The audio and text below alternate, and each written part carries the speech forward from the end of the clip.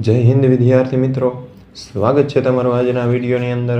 અને આજે આપણે જોવાના છીએ ધોરણ 10ના વિજ્ઞાન વિષયની જે અસાઇનમેન્ટની સિરીઝ શરૂ કરી હતી તેના પ્રશ્નપત્ર નંબર 2 વિભાગ બી. તો શરૂ કરીએ આજના વિડીયોને, જેમાં સૌપ્રથમ તમારો પહેલો પ્રશ્ન છે કે વિઘટન પ્રક્રિયાઓને સંયોગીકરણ પ્રક્રિયાઓની વિરુદ્ધ પ્રક્રિયા શા માટે કહેવાય છે, અને આ પ્રક્રિયાઓ માટેના સમીકરણ છે એ આપણે લખવાના છે. તો સૌપ્રથમ તો તમને સંયોગીકરણ પ્રક્રિયા કોને કહેવાય, વિઘટન પ્રક્રિયા કોને કહેવાય ખબર હોવી જોઈએ. તો જોઈએ ઉત્તરમાં કે વિઘટન પ્રક્રિયામાં એકલ અણુને ઉર્જા આપતા તે બે કે વધુ પરમાણુમાં વિયોજન એટલે કે વિઘટન પામે, જ્યારે સંયોગીકરણ પ્રક્રિયામાં વિઘટન પ્રક્રિયા કરતાં વિરુદ્ધ જોવા મળે છે. સંયોગીકરણ પ્રક્રિયાની અંદર બે કે વધુ પરમાણુઓ ભેગા થઈ અને એકલ પરમાણુ બને અને એમાંથી ઉર્જા મુક્ત થાય. તો વિઘટન પ્રક્રિયાની અંદર જોઈએ તો આ એક AB છે પ્લસ ઉર્જા, એ આપણને A અને Bને છૂટા કરીને આપશે. જેમ કે એક એનું ઉદાહરણ છે 2AgCl, સૂર્યપ્રકાશની હાજરીની અંદર Ag અને Clની અંદર શું થઈ જશે, વિઘટન. એટલે તમને કાયદેસર આપણે આ સમતોલિત સમીકરણ જોઈએ તો 2AgClS gives, સૂર્યપ્રકાશની હાજરી છે એટલે એને ઉર્જા મળી તો મળશે 2Ags પ્લસ Cl2g.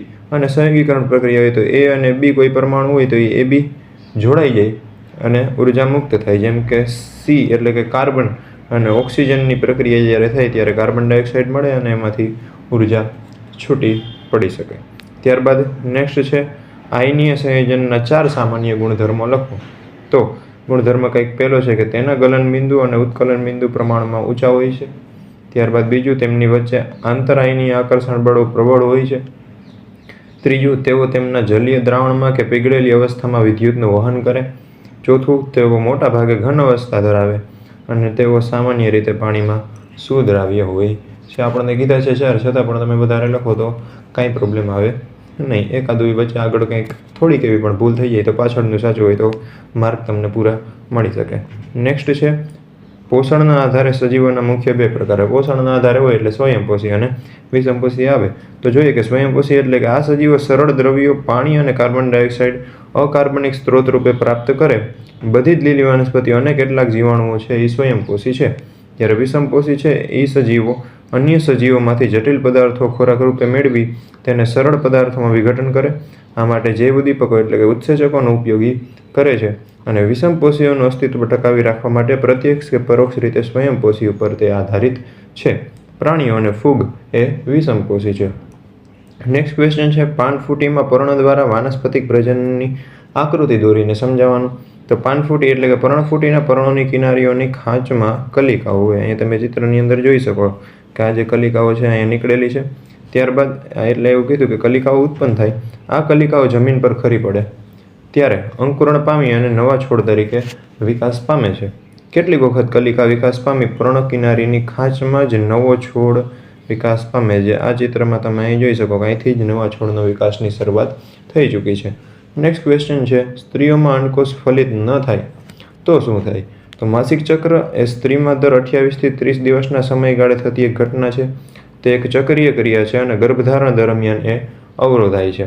માસિક સ્ત્રાવ દરમિયાન યોનિ દ્વારમાંથી રક્તસ્ત્રાવ બહાર નીકળે અને આ સ્ત્રાવ દરમિયાન કોષભંગાર અને અફલિત અંડકોષનો શરીરની બહાર ત્યાગ થાય છે.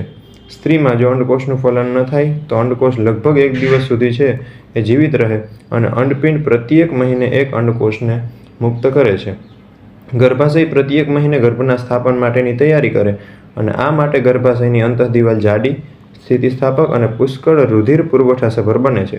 પરંતુ જો ફલન ન થાય તો ગર્ભાશયના અંતઃસ્ત્રાવનું જે આવરણ છે એટલે કે ગર્ભાશયના અંતઃ આવરણની જે જરૂર હતી એ હવે રહેતી નથી. તેથી આ આવરણ ધીરે ધીરે તૂટી રુધિર અને શ્લેષ્મના રૂપે યોનિમાર્ગમાંથી બહાર નીકળે. આ સ્ત્રાવ લગભગ 1 મહિનાના સમયગાળે થાય. તેને માસિક સ્ત્રાવ કે ઋતુસ્ત્રાવ અથવા તો રજોધર્મ પણ કહે છે. તેની અવધિ 2 થી 8 દિવસની હોય છે. નેક્સ્ટ ક્વેશ્ચન છે મોતિયો શું છે અને એને કેવી રીતે દૂર કરી શકાય.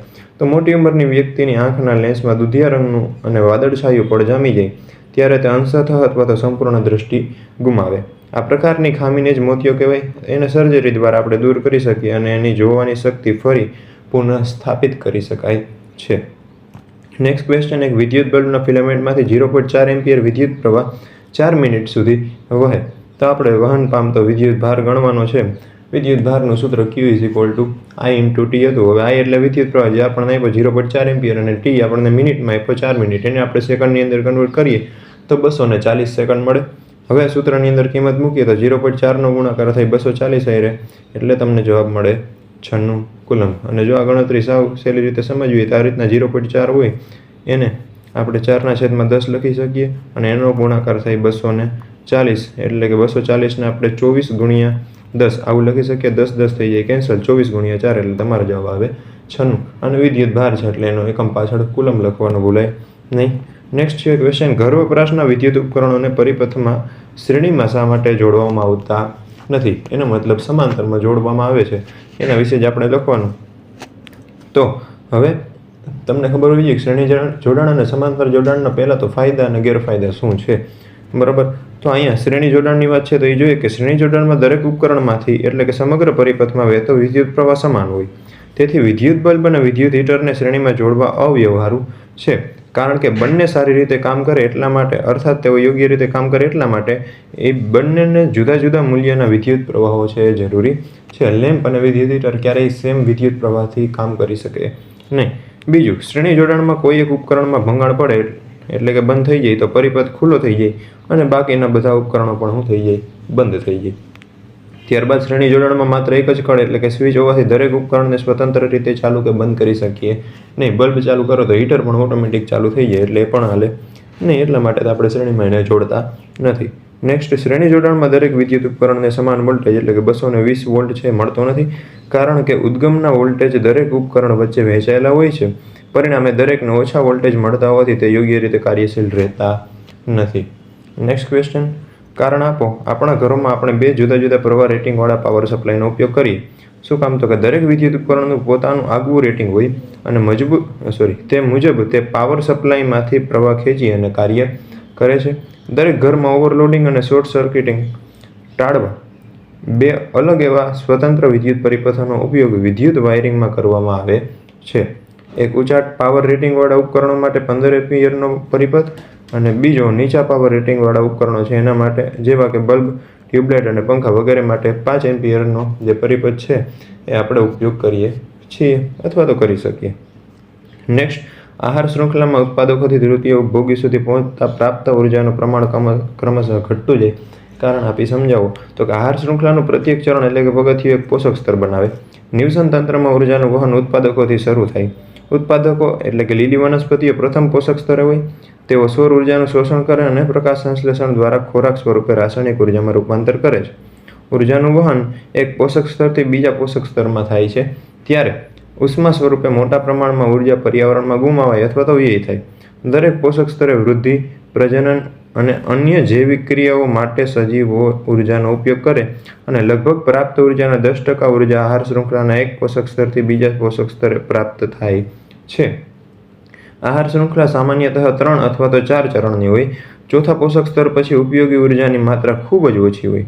ઉત્પાદકોના સ્તરમાં સજીવોની સંખ્યા સૌથી વધારે હોય છે અને ઉચ્ચ માંસાહારીના સ્તરે સજીવોની સંખ્યા સૌથી ઓછી હોય.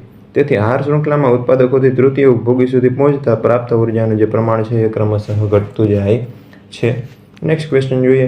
તફાવતના 2 મુદ્દા જેની અંદર જૈવ વિઘટનીય કચરો અને જૈવ અવિઘટનીય કચરા વિશેનો તફાવત આપણે લખવાનો. તો જૈવ વિઘટનીય કચરો છે, બરાબર, એ જૈવિક ક્રિયા વડે વિઘટન એનું કરી શકાય, બરાબર. એટલે કે જે કચરાનું જૈવિક ક્રિયા વડે વિઘટન કરી શકાય એને જૈવ વિઘટનીય કચરો કહેવાય અને જે કચરાનું જૈવિક ક્રિયા વડે વિઘટન ન કરી શકાય તેને જૈવ અવિઘટનીય કચરો કહે છે. બીજું, વિઘટકોની પ્રવૃત્તિ દ્વારા તેનો નિકાલ થઈ શકે.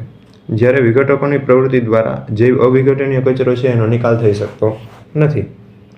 તેમાં રહેલા કાર્બનિક પદાર્થો જૈવ ક્રિયાની નિપજો છે. જ્યારે અવિઘટનીય કચરો છે એમાં રહેલા કાર્બનિક પદાર્થો એ બધા માનવ સર્જિત છે. જે વિઘટનીય કચરો છે એટલે કે જૈવ વિઘટનીય કચરો છે તેના યોગ્ય વ્યવસ્થાપનથી ખાતર અને બાયોગેસ મેળવી શકાય. જ્યારે અવિઘટનીય કચરો છે એમાં રહેલા કેટલાક દ્રવ્ય આહાર શૃંખલામાં પ્રવેશી જૈવિક વિશાલનની સમસ્યા સર્જે છે. જે અવિઘટનીય કચરો છે તો એની અંદર સડેલા શાકભાજી, ફળ, છાલ, મૃત શરીર વગેરે બધા કચરા આવી જાય. જ્યારે અવિઘટનીય કચરાની અંદર કાચ, પ્લાસ્ટિક, પોલિથીન, રાસાયણિક જંતુનાશકો વગેરે બધા જૈવ અવિઘટનીય કચરાઓ છે. નેક્સ્ટ ક્વેશ્ચન, વનસ્પતિમાં ઉત્સર્જન સમજાવવાનું. તો વનસ્પતિઓ પ્રાણીઓની જેમ કોઈ ઉત્સર્ગ અંગો કે તંત્ર ધરાવતી નથી, આમ છતાં એમાં વિવિધ રીતે ઉત્સર્જન જોવા મળે. પહેલું કે વનસ્પતિઓમાં પ્રકાશ સંશ્લેષણ ક્રિયા દરમિયાન નકામી નિપજ તરીકે ઉદ્ભવતો ઓક્સિજન O2 એ વાતાવરણમાં સીધો મુક્ત કરાય છે. ત્યારબાદ વનસ્પતિઓ બાષ્પોત્સર્જનની ક્રિયામાં વધારાના પાણીને વાયુરંધ્ર દ્વારા મુક્ત કરે. કેટલીક વાર વનસ્પતિઓ નકામા ઉત્સર્ગ પદાર્થોની પર્ણોમાં સંગ્રહ કરે અને છેવટે આ પર્ણો છે, બરાબર, અહીં એક મિસ્ટેક છે, બરાબર, એ જગ્યાએ આવશે શબ્દ પર્ણો. આ પર્ણો છે એ ખરી પડે. કેટલીક વનસ્પતિઓ નકામા પદાર્થોનો સંગ્રહ કોષીય રસધાનીની અંદર કરે છે. ત્યારબાદ વનસ્પતિઓ અન્ય નકામા પદાર્થો સ્ફટિકો, રેઝિન એટલે કે રાળ અને ગુંદરનો જૂની જલવાહક પેશીમાં સંગ્રહ કરે છે. ત્યારબાદ વનસ્પતિઓ કેટલાક ઉત્સર્ગ દ્રવ્યોને પોતાની આસપાસની ભૂમિમાં ઉત્સર્જિત કરે છે. નેક્સ્ટ ક્વેશ્ચન, ઇલેક્ટ્રોમેગ્નેટની વ્યાખ્યા આપી અને એના ઉપયોગ જણાવવાના છે. તો ઇલેક્ટ્રોમેગ્નેટ, જેને વિદ્યુત ચુંબક કહીએ, એ નરમ લોખંડના સળિયાના ગર્ભ પર વીંટાળેલા અલગ કરેલા તાંબાના તારના લાંબા ગૂંચળા વડે બનતા જે ચુંબક છે એને ઇલેક્ટ્રોમેગ્નેટ કહે છે. ત્યારબાદ બીજી વ્યાખ્યા એની, ઇલેક્ટ્રોમેગ્નેટ હંગામી પ્રબળ ચુંબક છે અને તે માત્ર એક સોલેનોઇડ છે જેને નરમ લોખંડના ગર્ભ પર ગૂંચળું વીંટાળી અને તૈયાર કરવામાં આવે છે. ઉપયોગ જોઈએ એના, તો એનો ઉપયોગ વિદ્યુત ઘંટડી, વિદ્યુત પંખા, ટેલિગ્રાફ, વિદ્યુત ટ્રેન, વિદ્યુત મોટર, જનરેટર જેવા વિદ્યુત ઉપકરણોમાં કરવામાં આવે છે.